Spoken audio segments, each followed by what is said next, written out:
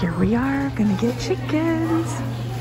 Welcome back to my channel. If this is your first time visiting, please, please, please bonk that subscribe button. It's just right down here. Just bonk. There's a million of them.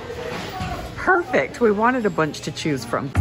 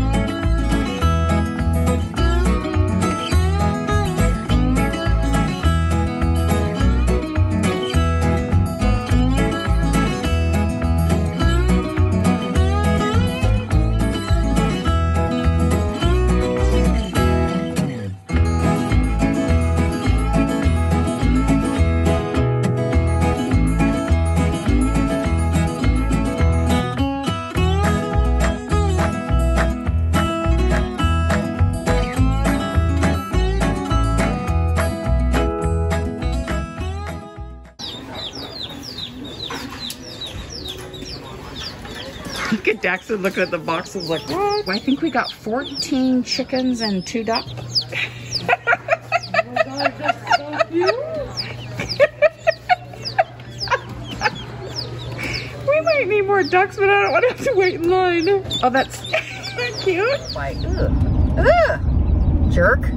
Driving down the road. I just called somebody a jerk. I'm driving down the road filming a YouTube video, and I called somebody else a jerk for pulling out in front of me. Go figure. But I just wanted you guys to hear the chicks.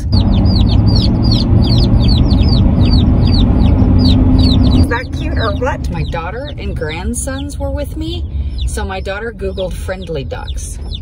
So off the top of my head, I can't remember what kind of ducks we bought, but we bought one of both of the friendliest breeds.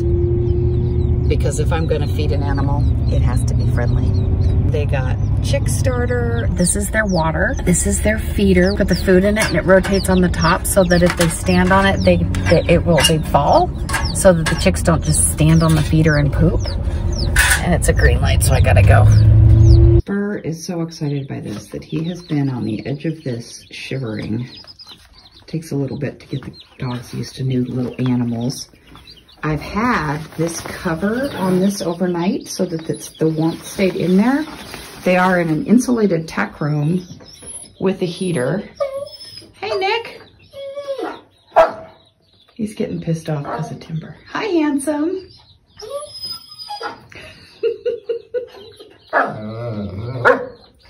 One little chick is getting trampled on because he's the tiniest.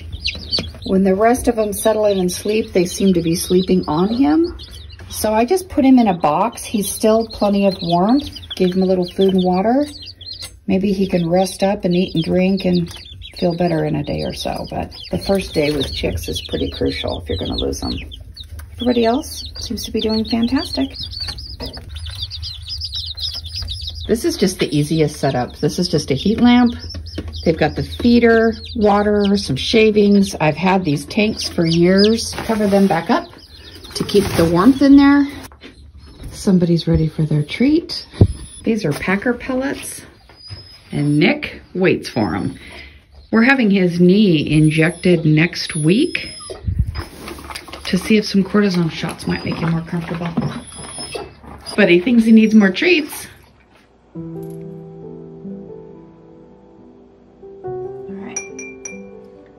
Go put this in for the little chick and see if we can make it feel any better. There's our little sick chick in the infirmary. Oh, it's eating it.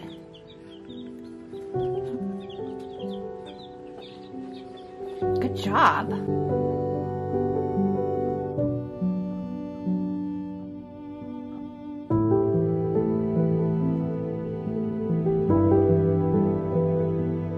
It is 10:30, the day after we got all the chicks. and we have one really sick chick out there. So a Facebook friend of mine told me to do honey, warm water, and a little bit of egg in a syringe. So this is the second dose. Obviously, I'm not gonna get all of this inside this little bird, but bear with me. We're gonna go give some of this to the bird and see if we can keep this little guy alive. Hold on. Yep.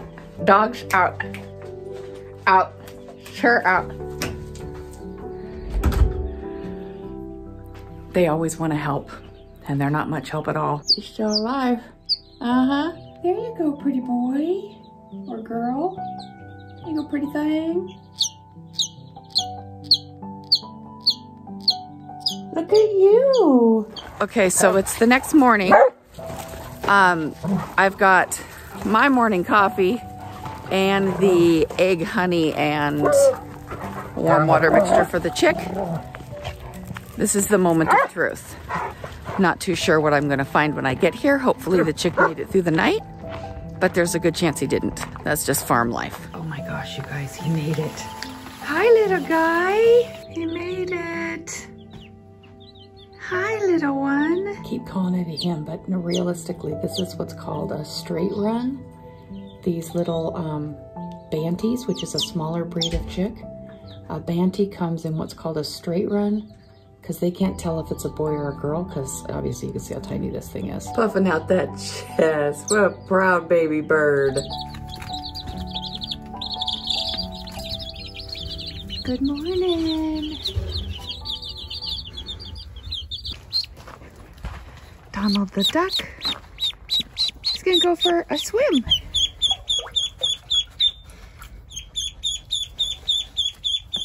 Look at all the animals, like what in the heck?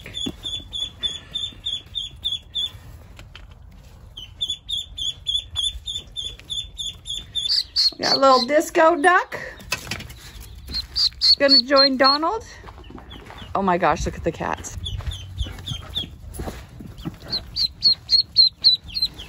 No dogs. Ooh, this is fun.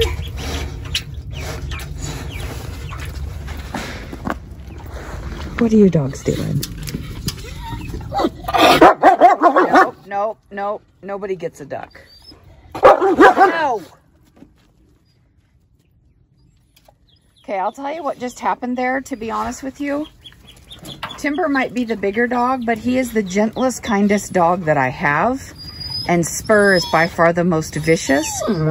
So his whining and growling is literally protecting the ducks from Spur. He's not trying to get to the ducks instead of Spur. Just so you guys know. See, you might think he's being vicious, but he just... Spur is literally shivering. He wants the ducks so bad because that's just, he's more of a... He's a vicious dog. If you haven't seen the video of him killing rodents, it's pretty gruesome. He won't let Spur up there. Spur wants to see, but Timber's not letting him.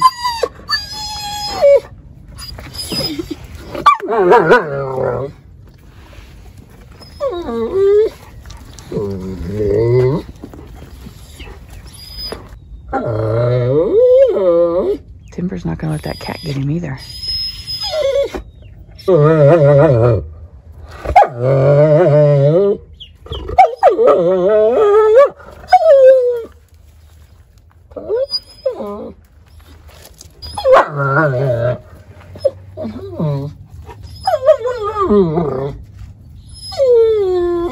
Oh my gosh, this is the coolest thing. I've never noticed this dynamic before. He protects the cats, and anything that if someone plays too rough, he gets between the dogs and the cats, but I'm a little surprised he's guarding the ducks. Hey, hey, hey.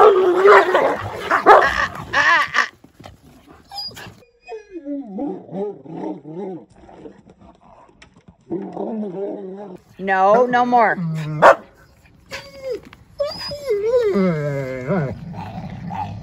No, you two.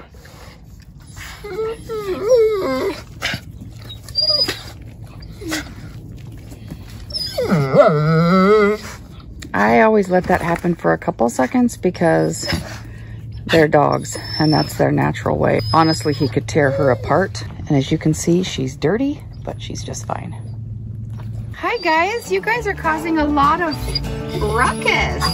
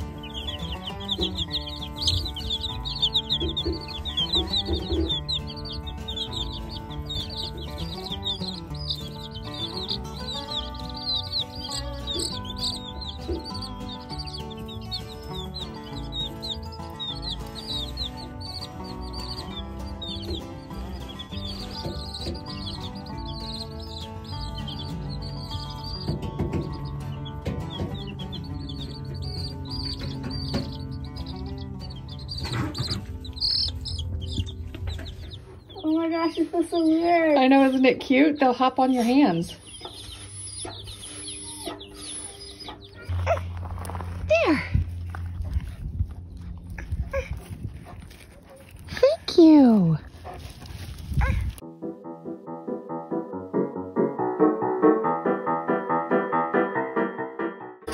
I can't grab them. You got this. I know you can do it. There you go. Woo, that was hard. That was quite a challenge.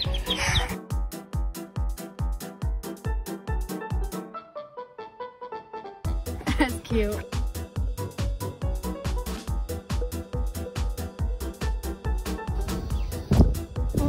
Oh my gosh, that's cute.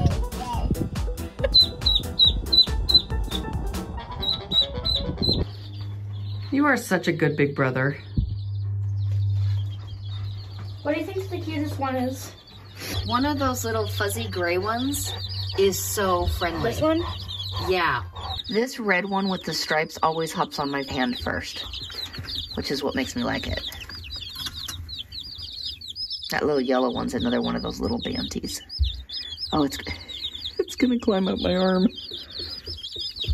Oh, the friendly one? Oh, yeah. Oh, that is the gray one, isn't it? Mm-hmm. Wanna see it? No, that's good. Oh, good job, bird. What do they all against the wall for? Because that's where the lamp heat is. I saw a thing the other day that was really cute. It shows if they're all huddled under the light, it's too cold in the room. If they're kind of dispersed throughout the tank, that's the perfect temperature. And if they're all outside the circle, that means the light's too hot. Okay, and here's the coop that they're going to be going in. It is the coolest coop, but for the last couple of years since I haven't had chickens, I was using it as my dog's kennel. So now I'm getting it back. I got the dog's beds out of it, turning it back into a coop. Let's take a look. Here is the area that they can dig and play, their outside yard area. That will be buried a little bit as a duck pond for the ducks. I can't fill it with water right away or the chickens will drown in it. So, but that's what that's in there for. Here's a cool little feature to this chicken coop. This fence that you see here is not exposed, but it's underneath all the rest. And it goes inside a little bit because chickens dig little holes and fluff. It's called a dust bath. And chickens can actually dig a little bit. The dogs could have dug, but coyotes could dig in, or predators could dig in to get the chickens if there was not this wire. So nothing can dig in without hitting wire and nothing can dig out without hitting wire. There's a row of this wire laying this way underneath this whole perimeter. Here's the chicken's door. They've got a couple steps coming in And this board will actually be put down while the chicks are little, because the chicks will grow out of the tank that they're in, and then they will be loose in this area till they're old enough to go outside. So this is kind of, it's like the tank is elementary school, this is junior high, high school is when they're able to get out. So this door will be dropped down, and they'll spend a couple weeks in here before they go outside.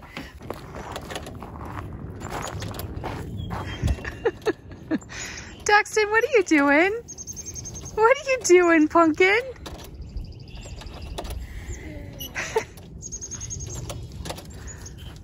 Today's the big day. The chicks have grown out of the tank feeder in the tack room, but they're still too small to be let loose in the chicken yard because they could come through that. So inside the coop, oh my gosh, I love this coop. I gotta show you. There's storage down below. Here is a huge feeder and water. That garbage can is what their grain will be in. A window for ventilation. There's the little basket I collect eggs with. And in this area, the chicks can't come in. The chickens can't be in this area. So it's nice, I can keep it clean. When I want to check for, would you hold that door open for me for the light? Sure. Thanks, Tag. When I want to check for eggs, their nesting boxes are right here, so I don't even have to go in with the chickens. In fact, if a chicken is nesting, I could see through these holes, but I'm going to show you guys.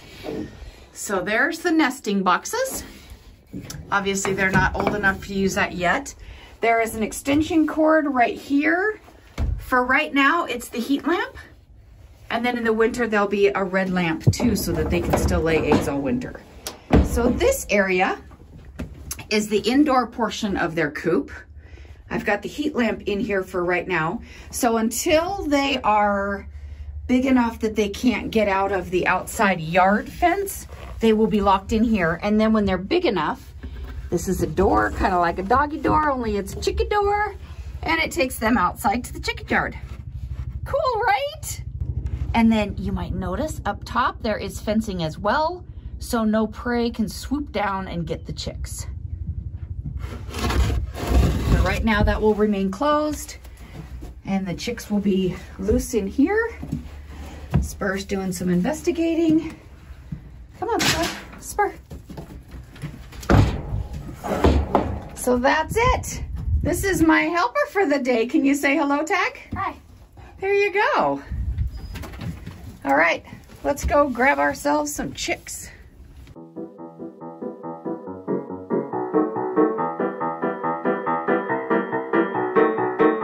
They think Tag's carrying a KFC bucket.